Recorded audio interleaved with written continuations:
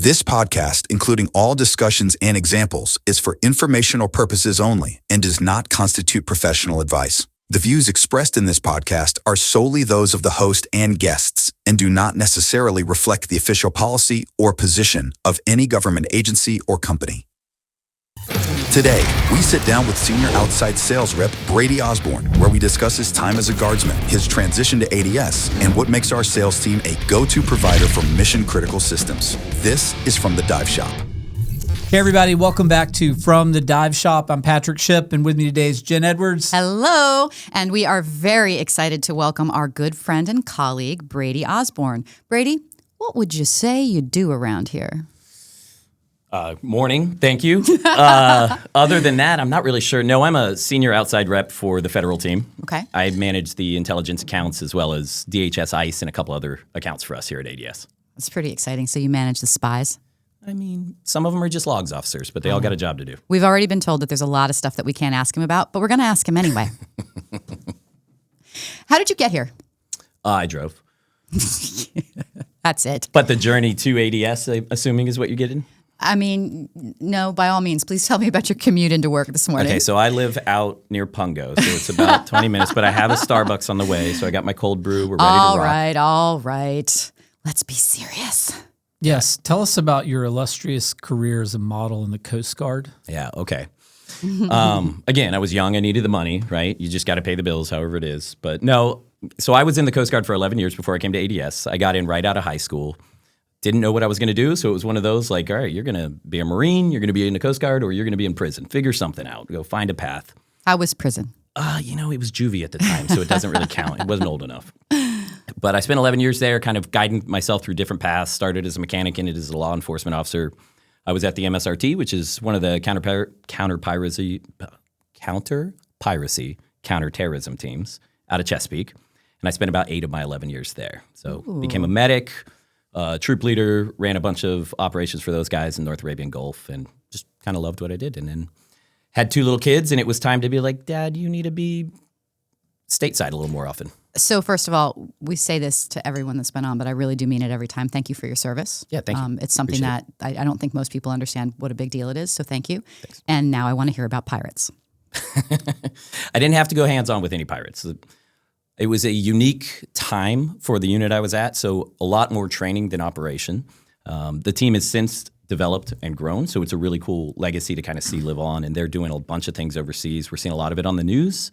It's not always advertised to what they're doing, but I'm sure you guys have seen a video or two of some of my old teammates jumping on submarines or taking weapon caches down out in the Arabian Gulf, a whole bunch of different operations.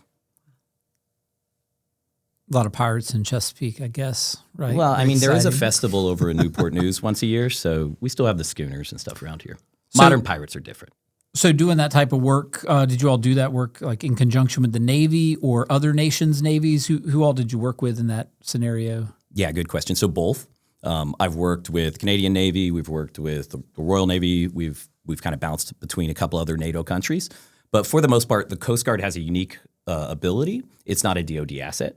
So I believe it's habeas corpus, we can operate on a Navy vessel and enforce federal or international law. So it's like giving a marshal badge to a non-U.S. marshal. We're influencing the Navy with our jurisdiction and authority. So I would ride on Navy destroyers, and the minute we have to do something that's outside of a DoD operation, you raise the Coast Guard flag, you're automatically a Coast Guard vessel. We take over the vessel, for lack of a better word, with jurisdiction and authority.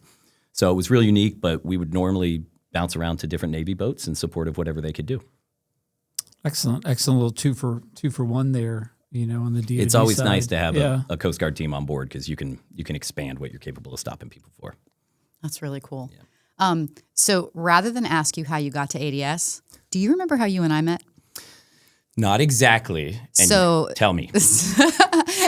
I will say with all sincerity, I was totally unmemorable. So me remembering you would mean a lot more than you remembering me. So we used to have a CrossFit gym here where you were a trainer. CrossFit obsession. And I walked into the gym one day. I was not a good CrossFitter, and I am not a CrossFitter anymore. But I did do it for a long time. And I walked in, and there was this guy doing this I think it's a gymnastics move called a flag, where you hold on to 2 of the bars, and your whole body goes out that way. You're lifting your entire weight of your body with just your upper body. And that was you. You were doing that? Yep. That was me about 40 pounds ago, too. So, like, That's some impressive upper body and core strength. fast forward about 7 more years, and I end up working under him again. So it was kind of a cool little full circle comeback. I knew a lot of the ADS faces from coaching him, and met my wife there. No kidding. Yep. I'm obsessed with your wife. Your wife is one of the coolest. I mean, you're real cool, but your wife is one of the coolest people I know that I'm I've ever punching met. up. Good for you. Good for you. Good for you. How did you guys meet? You met at CrossFit? So that gym had a unique class schedule. We had a regular CrossFit class, and then you'd have like this introductory body weight, kinder, gentler CrossFit. And so I was coaching that class. And That she was the only one where I excelled. champion. Her name was all over boards and stuff. It was awesome. She was the only person to show up one day. So I'm coaching her. I always tell a story. I tried to make her puke, really tried to push her. She wasn't having any of that, but we ended up talking and hanging out for a while. Fast forward a couple months, start hanging out, and leads into this. But she is 8 years my senior. So she looked at me and was like, someone take this puppy and go put him over there. And, persistence pays off. And she's low-key famous, right? I mean, I wouldn't say low-key, but yeah. So I didn't know that when I started talking to her, when meeting her, but we would go out, dinner, stuff like that, and everybody seemed to know her. And so then I'm like, well, do we have to have a conversation? All these men come up and give you a hug everywhere we go, and I'm not comfortable with this. And later I find out, she's put out a couple albums. We have the Rolling Stone magazine. She was Budweiser Band of the Year in. So she was a local band called Lucky Town, toured the East Coast. She went to New York to do music, the whole thing. And one of the first shows I ever saw her play was opening for Edwin McCain. She played with Drummy Zeb. She sang with Shania Twain, a whole bunch of other good names. So the musical talent in our family is not coming from my side. We like to say that she kind of carries the torch there, but she definitely passed it on to my boys. So it's pretty cool. So next time we need to have her on the podcast. Yeah, I was going to say, this is like, you got the wrong guess. Well, Like the wrong shameless half of plug. this If you're ever at scene, Shore yeah. Break in Pungo, she's singing there again tomorrow. So Awesome. All right, so back to what we're here for from the dive shop. Okay, just talk a little bit about your journey to ADS and just some of the things that have happened since you've been here. yeah, actually, when I got out of the military, it was one of those abrupt things where I'm like, I'm going to get out and find a new path and stay home more often. And so I went back to ODU. Well, I say back. I'd never been to college, got in the military at 18. So I went to ODU to try and start getting a degree. And I was a medic. I was really into human performance. So physical therapy is where I was trying to head. Turns out that's a doctorate. And I have zero college. So I'm in public speaking 101 with a bunch of 18-year-olds looking like I look. I'm taking English. I'm taking all these basic classes, and I'm the oldest man there by the better part of 15 years. So working on that, and I have an old teammate that was the Coast Guard rep here. Calls me up one day. He's like, hey, we got an opening. We got an opportunity. I want you to take it. And I'm stubborn as could be. I got set on the path I wanted. So I was like, no, I'm going to go get my doctorate. Calls me again. I don't have a job at this time, so I'm living off of the GI Bill. And my wife is just looking at me like, maybe you take that dinner meeting. So Steve Lutz and I sit down for dinner. I'm like, all right, I'm pretty committed to what I'm doing, but I'll listen. Fast forward a couple days, I'm in front of Brendan Drury. Fast forward a few more days, I'm in front of Craig Doran, Brendan Drury, Josh Levy, Mark Swinson. And they're kind of grilling me, but I don't really know whose office I'm in or anything, so I'm just being me. Brendan pulls me aside and makes an offer. And so from start to finish, it was about a 7-day process. And the only thing that he'll tell the story of is at the time I had this big gnarly beard, bigger than this, if you can believe. And I was like, so if I take this, you're not going to tell me to cut my beard or anything, right? And that's the biggest part. Brendan was like, did he just ask me that? But yeah, so. Wait, did he make you cut your beard? No, he left it alone. I know he kind of begrudgingly walked back and was like, I can't believe that. But no, but it was one of the best decisions I ever made, especially if you look at the average salary of a physical therapist in Virginia Beach. It's not as good as a doctorate sounds. Never looked back 10 years later. That's awesome. So what was that first role again? Sorry, that you took on at ADS, and how did it progress to where you are today? So the funny thing is I'm still in the exact same role. I have the same customer base I've had since the beginning. I've lost a few smaller accounts along the way that we've kind of farmed out to some newer reps, but I still speak to some of my first customers that are still customers of mine today. And opportunity has come up for changing territories, for growing and things. And it's one of those that I can't, in good faith, take because of the connection I have to the people I support. And I would feel like I'm still half in on this territory if I ever went anywhere else. So that's actually really interesting to me because I know you, and I know that you're a growth-oriented person, and you really do believe in that. Being in the same role with the same customer set for such a long time, certainly it creates dividends because you're so deep with them and you understand their mission. But how do you keep that interesting for you? Yeah. Complacency kills, right? Right. The one beautiful thing about what we do, and I tell this to people that are outside of our industry, is like I never do the same thing twice. My day is never a repeat. It's not 9 to 5 of just walking in and typing on Excel sheets. I could get a phone call that day that we're building an aircraft hangar in Africa, and guess what, Brady? I want you to figure it out by Friday. Or I'm twiddling my thumbs all day going down a rabbit hole on the dark web trying to figure out different locations that might want to meet with me just based on Google and conspiracy theories. So my day is never the same. I might sell a pair of socks, and the next day I'm working on helicopters. That's the beauty of it. It's hard to get complacent when you never know what the world's going to throw at you that day. So to be clear, we joke about it, but you do cover the agencies that we can't talk about. We don't want to talk about. We don't want to put their missions in jeopardy. But you must have at least one good story you can tell us. I have a lot of great stories. Outside of the podcast, I'll even give you more. But yes, I will say one of my favorite ones is when I first started, because I tell this story meaning I didn't know what I was getting into. So, you're gonna cover all these intelligent communities, which I have no background in, no knowledge of, and Wikipedia is my friend at that point. So I'm carrying over from the previous rep and going through his old accounts and trying to figure out what did he start that I should be trying to finish. And I get a hold of this woman, and everything's done through unique emails and stuff, so we can't really identify where they are. And once again, all I do is not push that. Right. And for the rest of us, we have emails that are army.mil, coastguard.mil, navy.mil. We know exactly who our customers are. Yours are just like johnsmith@gmail.com. Gmail, that's it. Yeah. So Jim Bob at Gmail writes me. Good old Jim Bob. And at the time, we're working on this unique pair of sunglasses. So we're taking a pair of sunglasses to look like a regular pair of designer sunglasses that if you inspect them, no change, maybe a little thicker in the lens. And we designed a crystal to go inside the lens of the glasses so that I can send and receive text messages with eye motion. So the concept would be I'm tailing someone and I need to sit outside a coffee shop.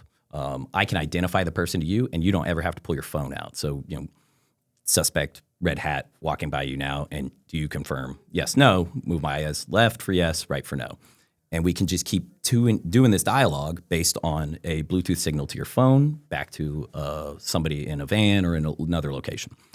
So I'm like, James Bond. It's pretty cool. I mean, they're $50,000 sunglasses. Bear in mind, you're not picking them up at the Sunglass Hut. We had to get to the point too where these things had to pass inspections going through different choke points all around the world. So you can't have a charging port on these. You can't have anything that identifies them outside of being a pair of sunglasses. So the little screw on the hinge of your sunglasses that holds it in place? Well, that's a piece of metal that's a contact. So we were able to make alligator clips to charge it, and we would charge it through the screw system. If you X-rayed it, you're going to see the wires and stuff, but it's going to pass a normal security checkpoint. So in order to get to this task, we had to build these crystals that go inside the lenses. Well, the tech people that we're dealing with would like to see the crystal, the naked crystal, not inside the glasses. So the first meeting I have with them, it's already set by someone else. Someone else got the conference room, all this, and I'm just going, hey, I'm following up on an old territory. We walk in, and all of a sudden, none electronics are working. My watch is dead. My phone doesn't get a signal. We're in the basement of a hotel, and I'm like, what am I doing? They're grilling me. One of the individuals that walks in immediately walks out. He's like, I don't got time for this. So I'm like, this is not for me. I have no idea what I'm doing. Eventually, it's a blast. We're having a great conversation. We're digging into what they're actually trying to accomplish, and she goes, okay. I'd like you here next week to deliver a sample of the crystal. Okay, awesome. What time? Just Tuesday, 8 a.m., be here. Okay. So I'm standing in the hotel, no comms, no nothing with anybody, just going, how am I going to know where this person is? So I walk out front at 8 o'clock, and a black Suburban pulls up, cracks the window just enough, about that big, goes like this, put the crystal in their hand. They roll the window back up, and they leave. And I was like a real-life spy novel. And so now I'm sitting there going, love it. I hope that was the right person. Like, is that an Uber driver or something? $50,000 crystal. I was like, don't worry, I put it on ADS's tab, right? Yeah, right. So the project ended up slowly fizzling out over different issues with the technology and stuff like that. But that was my introduction to this world. And then I have to go to sales training with, kind of what I like to call normal sales. And a lot of that stuff won't work. I can't ask for information. I can't work on my Salesforce updates and things. And I've learned over time that that's actually a normal meeting, that's how these people want to be handled so that they can have anonymity and feel more comfortable with me. So we like to say this whole territory is based around letting it percolate. Coffee's not going to be good if you don't take your time. And that's what we've done and what we've learned doing these different things. That is really cool. It's interesting you say how that's it is different from the normal sales plan that we have, our customer focused selling and stuff, and putting all that logged activity into Salesforce. Like my favorite KPIs thing. is I'm good at it. Trust me. Ask my boss. Since you've been here, I've been here about 10 years now, and on several occasions at different training events or warrior expos, you've been asked to come up and lead something, whether it's a training or to talk about, our mission, our purpose. Can you talk to us a little bit about like some of those things, and how'd you find yourself being sort of one of the go-tos, and then what are some of those things that you feel you really bring to the table for the rest of the sales force to help get them not only excited about the work, but understanding why the work's important? Yeah, good question. The first thing I'll lead with is when you get out of the military, the biggest gap you feel is that loss of camaraderie, like immediately losing this family. I called it forced friends, people that I would probably never be friends with if we were just hanging out somewhere. But because you're forced in proximity of all walks of life, you're brothers at that point. That Band-Aid gets pulled off real quick when you get out because, and it's not that your friends lose track of you. They're busy. They're still doing the job. They're still deploying. They're still with their group of friends. So you do get a little bit forgotten. And sometimes you're looking for that next version of that. Like, what is my next team, group, purpose, mission? And when I came here, and I'll give Brendan a ton of credit for this too, is he immediately made it feel like a family, like a culture that I wanted to be a part of, that it was my new replacement for what I had lost. So that being said, success of the company and the teams and the individuals kind of rang true to my heart. So I wanted to do everything I could to make everyone feel the things I was feeling and how I was getting there. As a veteran coming into this and hearing everyone use acronyms and stuff that I've never heard of in my life, you feel like a fish out of water. And so I made it a point in the beginning, every time I saw a veteran come in, you can see that look on their face where they're overwhelmed and you're going to sink or swim now. Made it a point to pull them aside and say, hey, we've all been there. We've done through this. So then that led me to think, well, if I can pass this to these people, how come I can't pass this to other people? And the fact that ADS has given me so much community and culture that I really am passionate about trying to push that back and making sure that it never changes the way it is today. The tribal knowledge we have here, the experience and the time people that have done this job in different facets is amazing. And I want to make sure we're encouraging and sharing that. So sometimes I got to get uncomfortable to get comfortable, and made a bet with myself that if I don't want to do it because I'm uncomfortable, I will do it. And that led to me standing up in front of people every once in a while. I got to say, I've never seen Brady be uncomfortable, I hide it well. As some of your alter egos that have appeared, before the crew. And I'm sure that there will be some photos attached to this podcast that will. There will. Let me tell you a little something about when the ultimate warrior ain't gonna. Okay. What he's referring to is we did a arm wrestling fundraiser, and kind of felt like I was going to be targeted for this thing. So I did not want to arm wrestle and blow my old man elbows out. I was like, I'll be the referee, dressed as Macho Man Randy Savage. So good. My wife not just dressed as, you were. Okay, you were. I'm a the method Macho actor, Man, I guess. Randy Savage. It was a lot of fun. I got on YouTube quite a bit, trying to learn some stuff along the way. And the sunglasses help. You can't get uncomfortable when you have your cool guy sunglasses on. You cannot. We should be allowed to wear sunglasses during the podcast. Well, especially with this light. Yeah, right. But what was fun out of that is the fact that my wife at the end of it was like, you can come out of character anytime now. It had been 6 hours of me being Macho Man. I mean, we did this at a brewery and I'd go up to order a beer as Macho Man. I could not come out of character. But it was a blast. We raised a ton of money for some veterans, and believe it was Battle Dogs was the foundation. Fast forward to somebody else taking over that, and I went and did a commercial for him as Macho Man. Oh, that's great. For, what is it, Hampton Roads Today, or it's one of those shows locally. Yeah. It's so sometimes, I'm not upset about being in the spotlight, but being uncomfortable is what makes it easier. I also want to prove to people that, being human is normal, and sometimes we think we're not going to get up there and do something unless we're going to be perfect, and that's such a crock. That's terrible because you'll never, ever get up there and do it. So why not do it in front of my friends where I might be ridiculed, but it's out of fun, and then progress to the point that I can do this in front of other people. And then now all the things that I feel about this company and like the passion I have for it, I can express to people. But if I'm sitting in my chair not doing it, who's going to? Yeah, definitely. And I've heard you express that same thing in some of the sales training where you've talked about like, hey, look, it doesn't have to be perfect, but you've got to be up there being honest with the customer. And, I think that's something with your customers for sure, because they're just already dealing in dishonesty and shadows and stuff all the time. So being able to really convey to our customers that, we're a constant, we're here for you, we're here to support you, just, help us help you. Yeah, absolutely. Is great. And I've heard that several times from you. Yeah, I like to tell people, sales is not finite. There's not a finish line in sales. And if you look at it like there's a finish line in sales, you're only going to last a couple years. You're going to burn out or you're going to get disgruntled that you didn't hit a target. So yes, we have annual goals. We got numbers to get to. But I make enough money to pay my bills and feed my kids, right? It's great if we do really well. But does that help the customer and me in the long run? Or am I just doing well that I can never repeat? So as long as I'm doing the right thing as much as possible, as long as possible, it's somebody else is going to carry this torch when I finally retire. And I just want to make sure people aren't looking at it as a numbers game. It's a person game. It's, we have, I wouldn't call them teammates, but we have customers that I consider teammates or friends that aren't here anymore. And that's a big impact to what we do. You could be talking to somebody and then you're never going to talk to them again. So we want to make sure that when they get what they get from us, that's never the issue. That's never the reason that I don't get to see that person again or that I have to go look at the star on that wall. Yeah, man. That can be tough.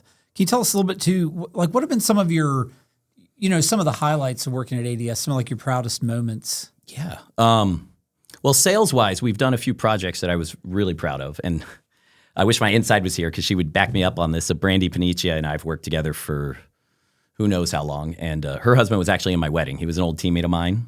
So she's the only reason I was on time to my own wedding. We were playing cornhole and drinking Coors Lights outside. And she's like, you guys have about 20 minutes until you're getting married, Brady. So she's Mama Bear and she's had my back since, I was a little guy. So Brandy has a book next to her desk and it's called Crazy Brady's. And what Crazy Brady's are is I pride myself in being one of the lowest close percents in the company. And what I mean by that is I don't say no until I've exhausted all options. Just because it's not easy doesn't mean I won't try. At one point I tried to sell gasoline to FEMA.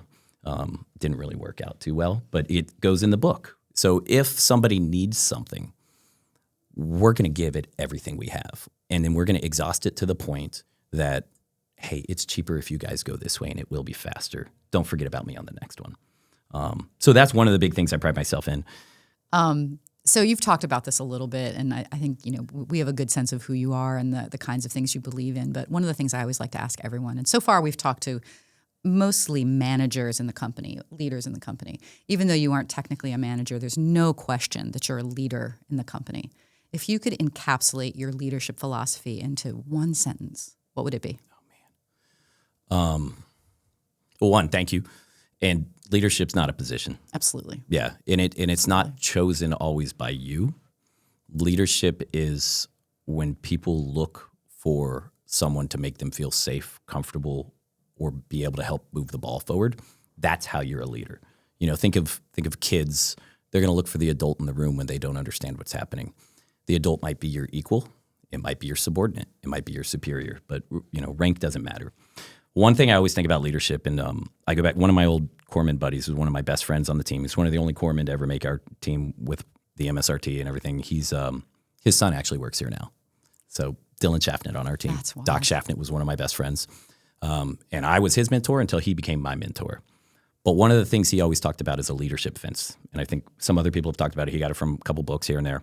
But the leadership fence concept is that if you're my superior and you're my subordinate, there's a fence between you two. If I spend too much time on this side of the fence with you, I forget what's happening on this side of the fence with them. But if I spend too much time on this side of the fence, I forget what's happening with them. So on the leadership fence, instead of hanging out with the subordinates and kind of feeling their gripes and groans and letting that absorb into my brain and, distract me from what I'm doing, or doing the opposite and saying these guys aren't listening, they need to do this. Spend time on the fence, just like you're in a gate guard. I'm looking back and forth. I'm jumping down when I need to squash something or build something up, and I'm hopping right back on the fence. So being the buffer between the two really helps give a voice to subordinates and a voice to superiors, and at the same time kind of humanizing the tasks along the way. So don't be one or the other, be somebody for everyone. And that's what a leader would do. And I mean, to quote the great Levi, leadership matters. Leadership matters. Yeah. Absolutely. Well, I do question the fact that you said you're the adult in the room. Yeah, no. I use that loosely. That's by age, not by maturity. But it's absolutely wonderful to get to talk to you. And I'm just so pleased that you were able to be here today and tell us some stories. Any parting shots? Oof. No, he's dressed well today, so I'll leave him alone. But Thank you. I try, man. I try like every morning. It's I a mean, I struggle. still can't call him Patrick. He's Power Man 5000 to me because when we kind of started together, he was our power guy, and we just had way too many right. conversations. Batteries and generators. That's baby. it. Power Man That's where it 5000. is. Well, No, I mean, I'll is- leave it with the fact that ADS has been good to me, so I'm going to be good back. And I hope the new generation coming in understands what we're capable of, who we're talking to, who we're touching, and who we're impacting. Because until you've walked home, thrown your gear on the floor, walking in the door, and realized that like this made my day easier, even though it's hard, you're not going to get that. So I encourage everybody at ADS, do everything you can to go meet these people, understand how they work, understand how hard it really is. It doesn't matter if you're a yeoman working in the admin office to the guy jumping out of helicopters. Like, get a grasp of why we're doing this, and then I promise you it won't be a 9 to 5 anymore. You'll jump over that couch at 4 a.m. if you have to, just to help people. That's what we're here for. Brady Osborne, you are a pleasure to talk to and an amazing human being, and I'm proud to call you my friend. Thanks, Jen. Thanks for being here. Appreciate you guys. Well, hey, thanks a lot for being with us today from the Dive Shop, and we'll see you next time. Oh, yeah.